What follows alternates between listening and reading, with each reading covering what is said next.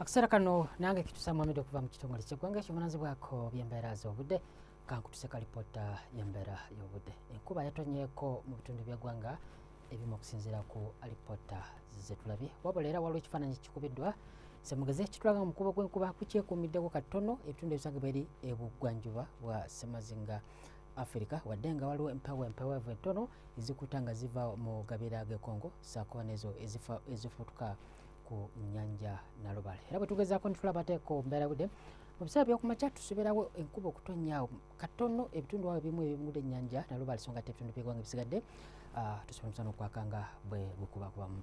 Wabula tusuubira embeera y'obudde n'okukyukamu katono mu biseera eby'olugulu nga tusuubirawo enkuba okutonya ebitundu ebimu bisangibwa ebuvanjuba Makati era ng'okibudde eri ebugwanjuba, so nga ate ebitundu ebisigadde ebisangibwa eri ebukiikakkono omusana gujja kusigala gwaka ate era nga bwe gukubakwamu.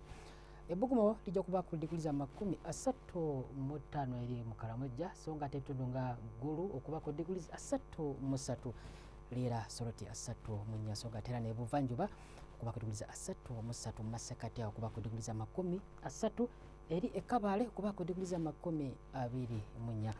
Bwe tugezaako ne tulaba ate ku mbeera y'obudde mu kibuga Doha tusobola okusana okwaka ebbugumu okuba ku diguli za 30, Nairobi 3, so nga ate eri mu London yo tusuubirayo olunywankoko ebbugumu okuba ku diguli 11. Tuyanza kubeerako naawe beera bulungi, weeraba.